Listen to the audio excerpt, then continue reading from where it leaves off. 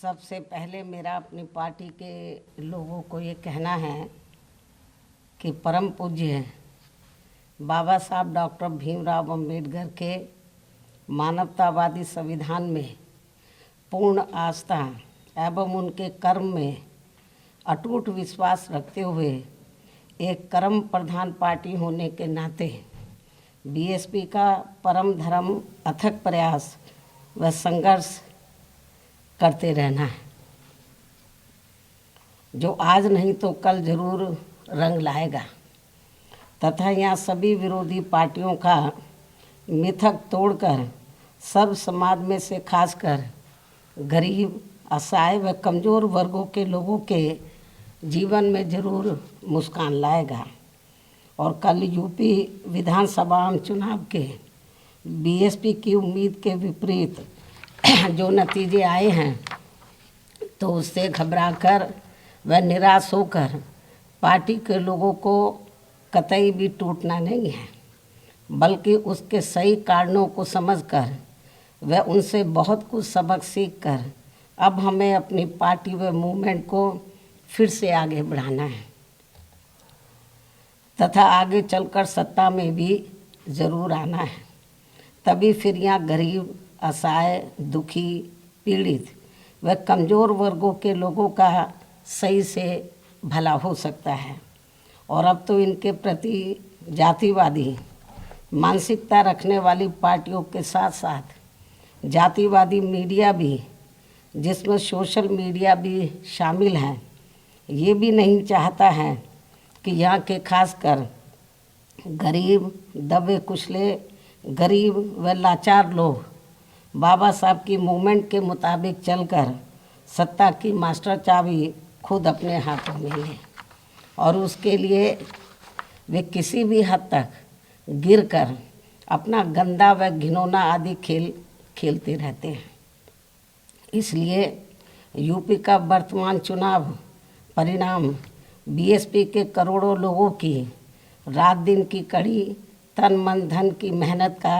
ये वाजिब फल कतई नहीं है। फिर भी बाबा साहब के अनुयायी पार्टी होने के नाते इस पार्टी के लोगों को अपनी हिम्मत कतई नहीं हारना है, बल्कि पत्थर काट कर रास्ता बनाने का अपना प्रयास व संघर्ष हर हाल में आजीवन जारी रखना है। जबकि ऐसे खराब राजनीतिक हालात बीजेपी ने भी देखे हैं, जब आज़ादी के बाद से काफ़ी लंबे समय तक देश में राज करने का मौका यहाँ की जनता ने इनको नहीं दिया था, बल्कि यूपी में भी सन 2017 से पहले भाजपा की स्थिति यहाँ कोई खास अच्छी नहीं थी। और अब इसी प्रकार कांग्रेस पार्टी भी लगभग उसी हालत से गुजर रही है जिस खराब हालत से पहले भाजपा गुजर चुकी है। इसलिए कल आए चुनाव परिणाम आगे के लिए सबक जरूर है, जिसके परिप्रेक्ष्य में यहाँ मैं ये कहना जरूरी समझती हूँ कि चुनाव में पूरे यूपी से मिले फीडबैक के मुताबिक जातिवादी मीडिया अपनी अनवरत गंदी साजिशों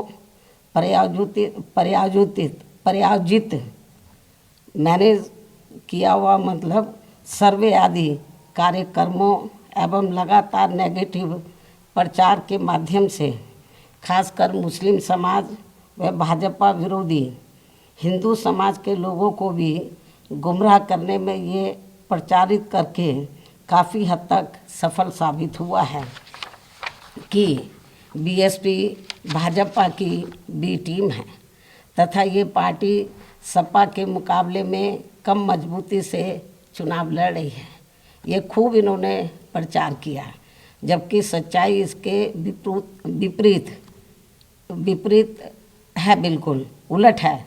क्योंकि भाजपा से बसपा की लड़ाई राजनीतिक के साथ साथ सिद्धांतिक व चुनावी भी थी। लेकिन मीडिया द्वारा इस प्रकार के लगातार दुष्प्रचार आदि किए जाने के कारण भाजपा के अति आक्रामक मुस्लिम विरोधी चुनाव प्रचार से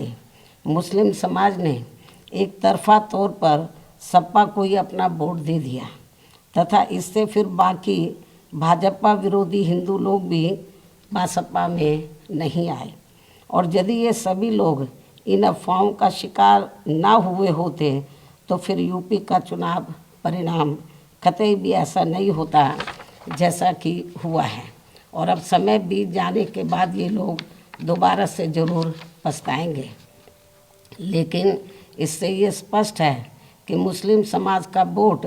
यदि दलित समाज के साथ मिल जाता, जैसा कि बंगाल के चुनाव में टीएमसी के साथ मिलकर भाजपा को धराशायी करने का चमत्कार परिणाम दिया था, तो फिर वैसे ही परिणाम यहाँ भी दोहराए जा सकते थे। साथ ही ये लोग हमेशा इस तथ्य को ऐन वक्त पर भूल जाते हैं कि केवल बीएसपी ही यूपी में भाजपा को सत्ता में आने से रोक सकती है, सपा नहीं। इनकी इसी गलत सोच का ही ये नतीजा है कि भाजपा फिर से सत्ता में वापस यहाँ आ गई है। और यदि यूपी में तिकोना संघर्ष हुआ होता, जिसकी पूरी संभावना भी थी, तो तब यहाँ यूपी के परिणाम बीएसपी की अपेक्षा के मुताबिक आते तथा फिर भाजपा को सत्ता में आने से रोक लिया जाता। अर्थात कुल मिलाकर मुस्लिम समाज बीएसपी के साथ तो लगा रहा, किंतु इनका पूरा वोट समाजवादी पार्टी की तरफ शिफ्ट कर गया। और इनके इस गलत फैसले से बीएसपी को बड़ा भारी नुकसान ये हुआ कि बीएसपी समर्थक अपर कास्ट व ओबीसी समाज की विभिन्न जातियों में भी ये डर फैल गया कि सपा के सत्ता में आने से दोबारा यहाँ जंगल राज आ जाएगा और फिर ये लोग भी भाजपा की तरफ चले जाएंगे। इस प्रकार से भाजपा को हराने के लिए मुस्लिम समाज ने बार बार आजमाई हुई पार्टी बीएसपी से ज़्यादा सपा पर भरोसा करने की बड़ी भारी भूल की है, जिसकी सज़ा बीएसपी को मिली है। यह काफ़ी कड़वी व सीख लेने वाली भी है। जिसकी सज़ा बीएसपी को मिली है कि हमने इन पर भरोसा किया,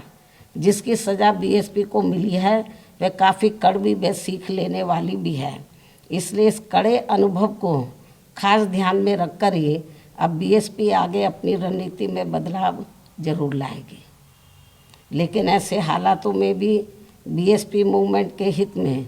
संतोष की बात ये रही है कि दलितों में से खासकर मेरे खुद के अपने समाज का वोट हमेशा की तरह इस बार भी अपनी मूवमेंट व पार्टी की लीडरशिप के साथ चट्टान की तरह पूरी मजबूती के साथ खड़ा रहा है। जिन पर मैं कितना भी गर्व महसूस करूं वह कम ही होगा तथा उनका जितना भी मैं आभार प्रकट करूं वह कम ही होगा। और अब मेरी उन सभी से ये भी अपील है कि उन्हें अपना मनोबल बिल्कुल भी नहीं गिरने देना है, क्योंकि बाबा साहब के अनुयायी कभी भी अपनी हिम्मत नहीं हारते हैं तथा वे अपना संघर्ष लगातार जारी रखते हैं।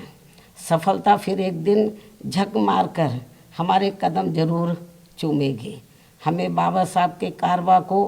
न रुकने देना है न झुकने देना है। साथ ही हमें ये भी मानकर चलना चाहिए कि अब बुरा वक्त ख़त्म होने वाला है, क्योंकि पूरा खून पसीना बहाने के बावजूद भी जो यूपी का इस बार परिणाम आया है तो उससे बुरा और क्या हो सकता है। अर्थात पार्टी के लोगों को निराश व हताश कतई नहीं होना है और अपने स्वाभिमान व मूवमेंट की सफलता के लिए पहले की तरह ही पूरे जी जान से पार्टी के कार्य में लगे रहना है।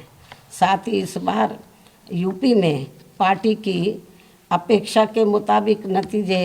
नहीं आने को लेकर फिर से मैं उन्हें ये कहना चाहती हूँ, इस बार चुनाव में मुसलमानों का वोट एक तरफा सपा की ओर जाते देखकर दलित वर्ग में से मेरे खुद के समाज को छोड़कर बाकी सभी हिंदू समाज ने सपा के रहे गुंडा, माफिया, आतंकी व भ्रष्ट राज को याद करके तथा ये सोचकर कि कई हिंदुओं का वोट बंटने से सपा सत्ता में वापस ना आ जाए, इसके डर से इन्होंने बीजेपी की नीतियों व कार्यशैली से दुखी व परेशान होते हुए भी अपना एक तरफा वोट बीजेपी को अंदर अंदर ट्रांसफ़र कर दिया, जिसने फिर बीएसपी को सन 1977 में कांग्रेस पार्टी की हुई स्थिति की तरह यहाँ इस चुनाव में लाकर खड़ा कर दिया है। हालांकि इसके बाद फिर अगले हुए चुनाव में कांग्रेस पार्टी पूर्व की तरह यूपी सहित देश के अन्य राज्यों में भी पुनः सत्ता में वापस आ गई थी।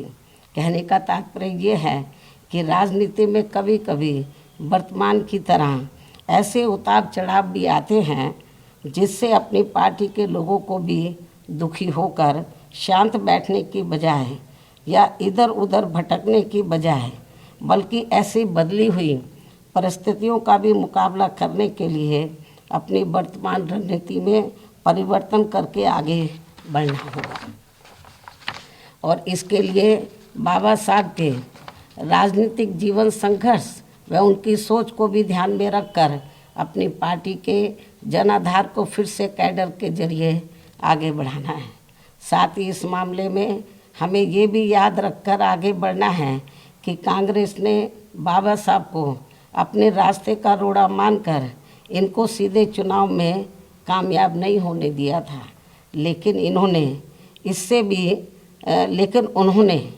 इससे भी अपनी हिम्मत नहीं हारी थी और फिर यहाँ जातिवादी व्यवस्था के शिकार हुए लोगों को एकजुट व संगठित होकर उन्हें राजनीति में आगे आने की भी सलाह दी थी, ताकि फिर वे सत्ता के जरिए अपना खुद का विकास व उत्थान आदि कर सकें, जैसा कि हमने यूपी में 4 बार करके दिखाया भी है। साथ ही उन्होंने उस समय कांग्रेस जैसी अन्य उन सभी जातिवादी पार्टियों से भी अलग रहने की भी सलाह दी थी जिनकी जातिवादी सोच में कोई परिवर्तन नहीं आ रहा था। इसलिए इन सब बातों को ध्यान में रखकर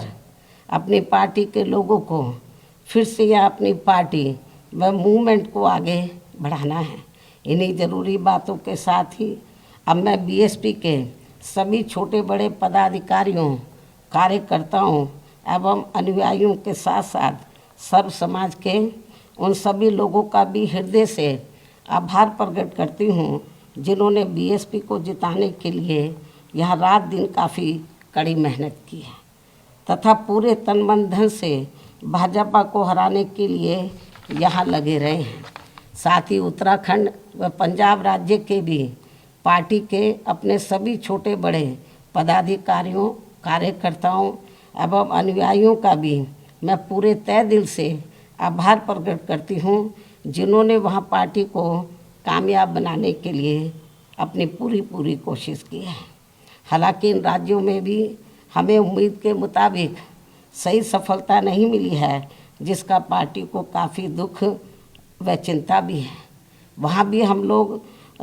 वर्तमान जो राजनीतिक हालात चल रहे हैं तो उसको ध्यान में रखकर हम लोग आगे की रणनीति बनाकर अपनी पार्टी और मूवमेंट को आगे बढ़ाएंगे। और अब मैं इन्हीं ज़रूरी बातों के साथ ही अब मैं अपनी बात यहीं समाप्त करती हूँ। धन्यवाद। जय भीम व जय भारत। एबीपी माझा, उघडा डोळे बघा नीट।